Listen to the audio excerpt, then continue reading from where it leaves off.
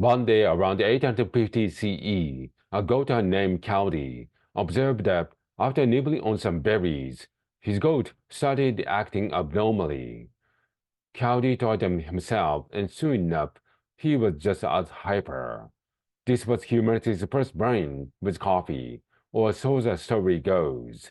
When exactly people began consuming coffee is unclear, but at some point before the 1400s, in what's now Ethiopia, people began foraging for wild coffee in the forest undergrowth. The reason coffee plants are equipped with lots of caffeine might be because it makes them attractive to herbivores or more attractive to pollinators.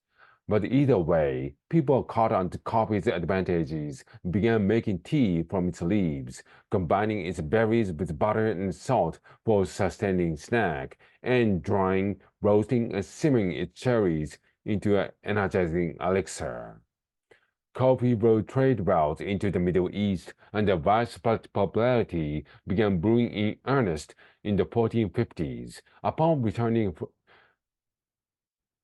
returning from a visit to Ethiopia, a Sufi leader recommended that worshippers in Yemen use coffee during ritual chants and dances.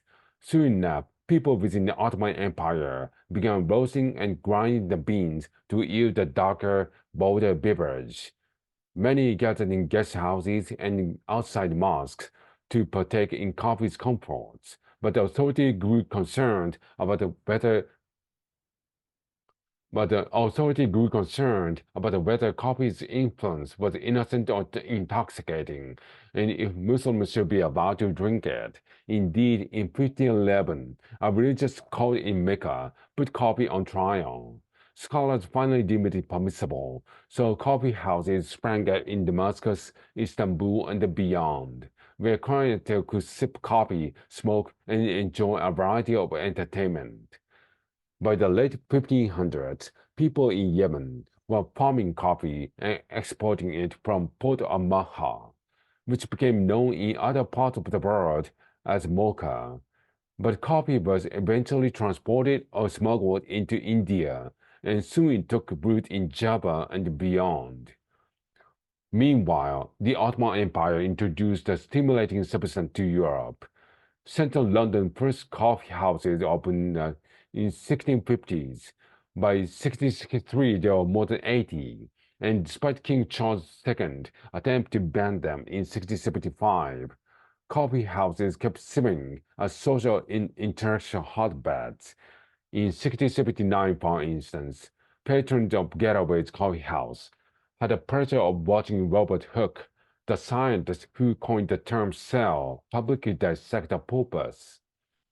In France, people began mixing coffee with milk and sugar, and throughout the 1700s, Paris's coffee houses hosted the Enlightenment figures like Diderot and Bottel, who allegedly drank 50 cups of coffee a day.